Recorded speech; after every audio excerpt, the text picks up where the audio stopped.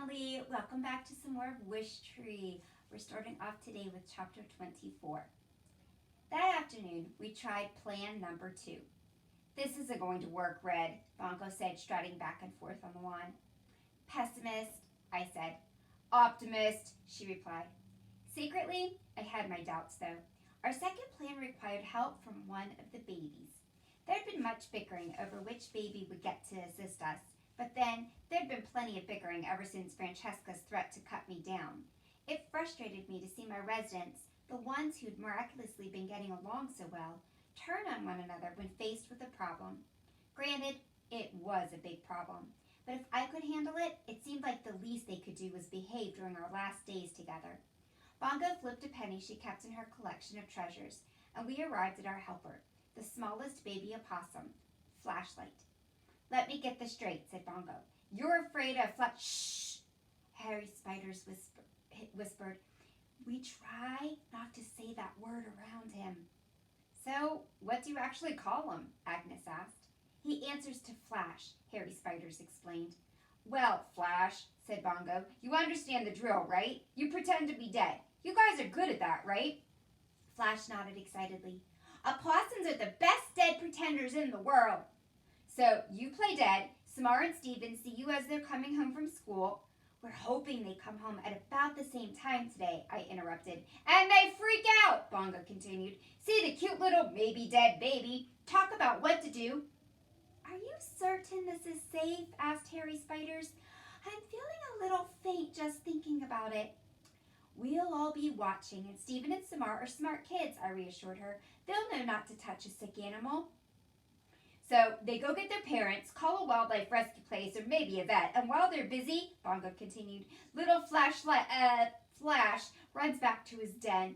Samar and Steven come back out, have a good laugh about the vanishing possum. Maybe the parents even get to talking. I really think you would do a better job, Big U complained. She's a born actor. Or you. This has been officially decided, Bongo said firmly. We flipped the penny, remember? Just saying, Big U muttered. Down the street, the school dismissal bell rang. Places, everyone, Bongo urged. This is totally going to work, I said. This is totally going to fail, Bongo said at the very same instant. And action, Bongo whispered. Little Flash waddled out to the middle of the lawn. He lay down on his side and curled up. He closed his eyes. He drew back his lips, revealing tiny needle-sharp teeth. Perfect, Bongo said. Try foaming at the mouth, dear, Harry Spiders called. Down the street, we could see Steven approaching. Luckily, Samar was just a few yards behind him. Flash leapt up. How am I doing, Ma? Wonderfully, my baby, said Harry Spiders. Mommy's so proud of her little bitty opossum. Be dead, Bongo cried. Oh, yeah, Flash shrugged. I kind of forgot, Aunt Bongo. I'm not your aunt, Bongo said. I'm not even a member of your species. Well, that doesn't really matter, I chided. Be dead, Bongo cried again. Flash hiccuped. Oh my, said Harry Spiders. He does that when he's nervous. How come I can't be dead, Mom? Asked Rose Petal. Newbies, quiet, Bongo commanded. Flash, stop hiccuping, dude! Here they come, I whispered. Steven and Samar. The hiccups got louder. Flashlight, Bongo said. Now!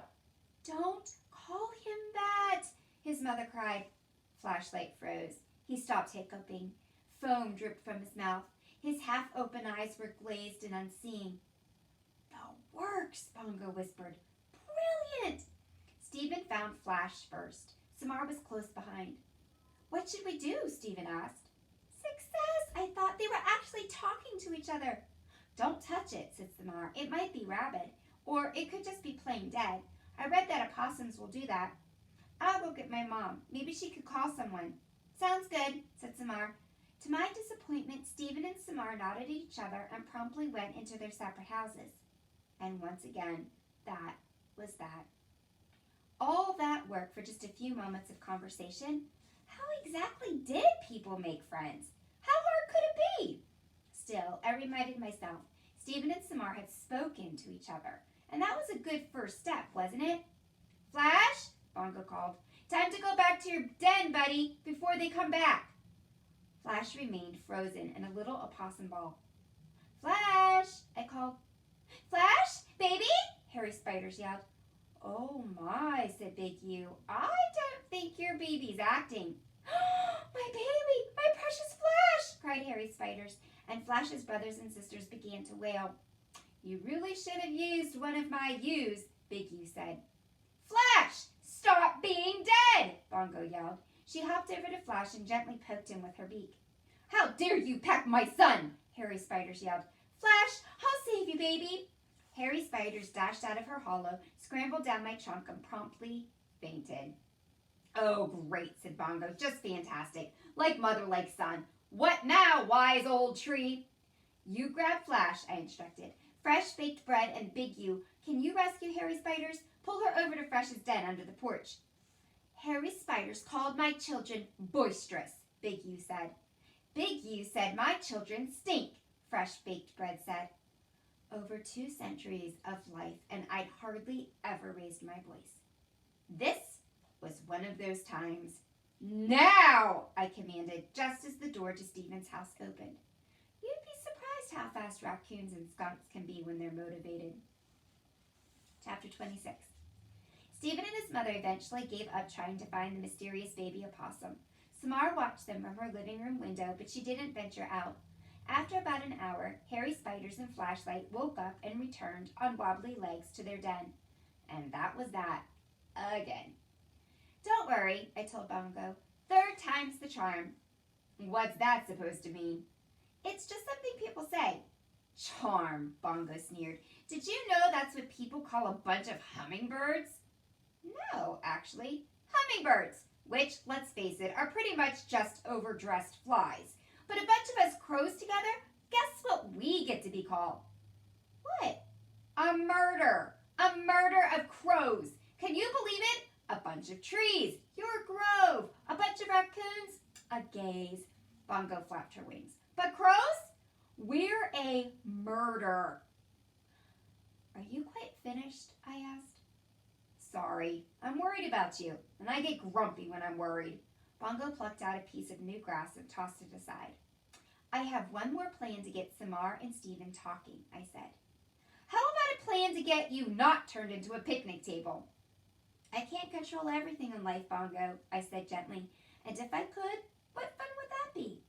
But this little thing, this wish of Samar's, I can make it happen. I hesitated. At least I think I can. I don't understand why this matters so much to you. She reminds me of a little girl I knew a long time ago. You're a Badinsky, said Bongo wearily. But I love you anyway. She looked at me with something like the crow version of a smile, beak open, head cocked, eyes gleaming. So what's plan number 3? Chapter 27. Once night had fallen, I sent Bongo on her next mission. All you have to do is untie Samar's wish, I instructed. Oh, she said, is that all? Bongo flew to the low branch where Samar had tied her pink dotted fabric scrap. She yanked on it with her beak several times. Easier said than done, she reported. You're a crow. Use a tool. Crows are well known for making and using tools. They're probably the brainiest birds around. Bongo poked and considered. I have a paperclip in my collection. I'll give that a shot. It'll never work, Agnes predicted from her nest. I think owls are secretly a bit jealous of crows. One by one, heads poked out of my hollows, as well as the skunk den under the porch, to watch Bongo at work. What's Bongo doing, Ma? Asked one of the U's. It's called tool use, said Big U. No big deal. Folks, if you can't say something helpful, I said, please don't say anything at all. Bongo returned with a small piece of twisted metal. Straightened paperclip, she explained. Found it on the school playground. With great effort, she managed to slide the straight end of the paperclip into the knot. But try as she might, she couldn't pull the knot free. Almost got it, Bongo muttered between her clenched beak. Why is Bongo doing that? Harold asked Agnes. There's no explaining crows, Agnes said. Because I asked her to, I said. Because it's important to me. With a frustrated groan, Bongo let the paperclip fall to the ground. It's no use, Red, she said. Maybe it's time to give up on this idea, I said with a sigh. I'm not meant to help. I meant to sit here. Just sit. A gentle wind rippled my leaves. No one spoke. Wait just a minute, said Big U. Maybe I can lend you a paw. You're awfully heavy for that branch, Agnes pointed out.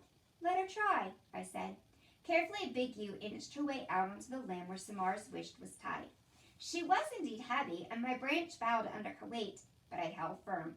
She toyed with the knot using both front paws. Before long, she pulled the strip free. Ta-da! She cried, clutching the fabric in her right paw. Well, I did the hard part, Bongo sulked. It was a joint effort, I said. Teamwork, and much appreciated, both of you. You have the wish, said Agnes. Now what, Red? Now we wait until Samar comes to visit, I said, and then Bongo works her magic. Chapter 28. The moon bathed us all in cool blue light as we awaited Samar's nightly visit. She came out in her robe and slippers. Sitting on her blanket, she waited patiently as the baby scrambled over to her. Around her neck, she was wearing the beribboned key that Bongo had given her. Where's my crow friend? She whispered as the ewes somersaulted in front of her. She looked up into my branches, and I was glad I'd instructed Bongo to hide on Stephen's roof. Right on schedule, Bongo flew to Stephen's bedroom window. She settled on the sill. Samar's fabric scrap dangled in her beak. Carefully, she tapped on Stephen's window. Nothing happened. I told Bongo to be as quiet as possible. We didn't want Samar to see what we were up to.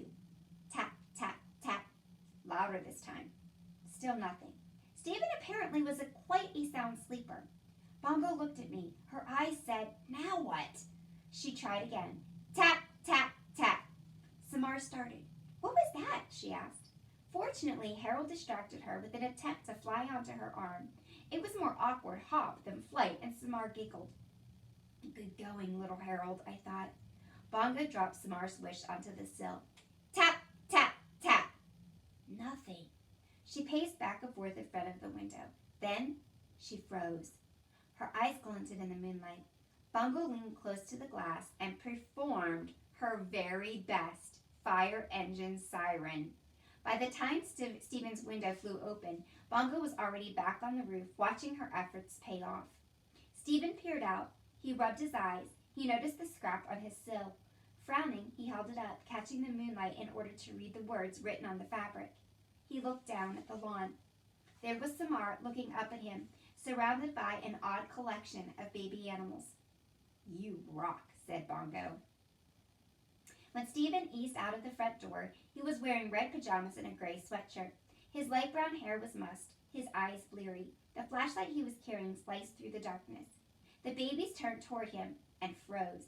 Their eyes glowed like little moons. Flash squealed in fear. Stephen clicked off his light, and Flash seemed to calm a bit, although he was definitely hiccuping. Hey, Stephen whispered. Hi, Samar whispered back. Stephen sat down next to Samar. The babies watched with interest. Why did they come to you? Stephen asked. I don't know. It's like magic. No, Samar shook her head. I'm just quiet. They like that. Bongo flew down to Samar's shoulder. Hello, she said to Stephen, mimicking Samar's voice. Wow, he said. That's amazing. Yesterday I heard her imitate a doorbell. Stephen grinned. She gave me this key, Samar said, holding it up. I don't know what it's for. A diary or a jewelry box, maybe? Or the world's smallest door, Stephen joked. For a while, everyone fell silent. Even the baby raccoons were still. At last, Stephen held out his hand, revealing Samar's wish. I found this, he said. Even in the moonlight, Samar's blush was visible. She looked away. I'm sorry about that word, Stephen said softly. The word on the tree?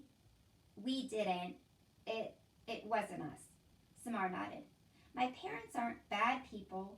They're just afraid of things, Stephen shrugged. So are mine, said Samar. I heard my father talking about moving. If we could find a safe place to go. She gave a sad smile. If there even is such a place. I'm sorry, Stephen said again. The babies, sensing Stephen could be trusted, began to tussle and romp. Harold and the smallest ewe searched for bugs. Rose Petal and her brother, Hot Buttered Popcorn, played tug of war with a long piece of grass. I'll miss them, Samar said. I hope you don't move, Stephen said. A light blinked in Stephen's house. I should go, he said. If my parents see me, I should go. Night, Samar said in a whisper. Oh, the things I wanted to say to those two. I wanted to tell them that friendship doesn't have to be hard, that sometimes we let the world make it hard. I wanted to tell them to keep talking. I wanted to make a difference, just a little difference, before I left this lovely world. And so I did it. I broke the rule. Stay, I said. The animals gaped at me in astonishment. Even the youngest babies knew about the don't talk to people rule. Bongo darted to my top branch. Red, she cried in a strangled whisper. You can't! Oh, but I can, I said. What have I got to lose? But, as I was saying, I returned my attention to Stephen and Samar. They were staring at me, jaws dropped, eyes wide, as frozen as Flash had been not long ago. We're dreaming, Stephen murmured, right? At the same time? Samar asked. Is that possible? Pinch me, Stephen said. Samar complied. Definitely felt that, Stephen reported. Maybe it was a dream pinch, Samar suggested. Excuse me, I interrupted. I have 216 rings worth of wisdom to convey, and not much time. Stephen reached for Samar's hand. If it's a dream, he said, at least it's a cool one. And so I began. That's it for today. I will talk to you later. Love you. Bye.